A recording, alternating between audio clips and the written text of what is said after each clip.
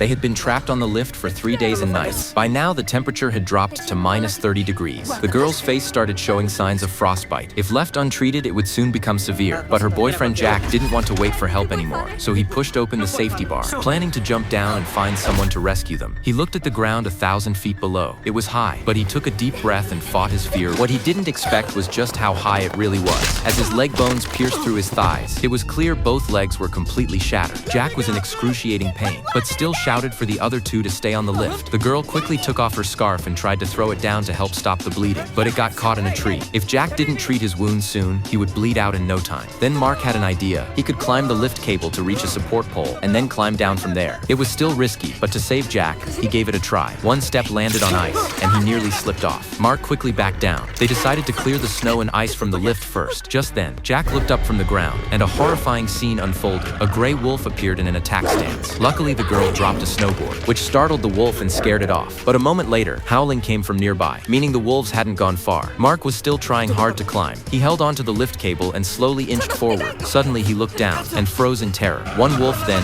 two, then three. The whole pack had surrounded Jack on the ground. With both legs broken, all he could do was scream in despair. He didn't want his girlfriend to see him die like this. The girl heard his screams from below and broke down crying. Not long after, Jack was completely torn apart. The two left on the lift were numb. Mark looked at his hands. They were cut and bleeding from climbing the cable earlier. The girl suddenly blamed him, saying Jack's death was his fault. Mark couldn't accept that. He said he tried, and she didn't try to stop him. Mark got more and more emotional, and the girl started crying again. They were both in deep sorrow, but no one wanted to carry the burden of his death. It was too heavy. The snow kept falling. They grew colder and colder, clinging to each other for warmth. They kept talking about the things they still wanted to do and the people they wanted to see, to give themselves a reason to stay alive. Finally, morning came, and the ski resort was completely empty.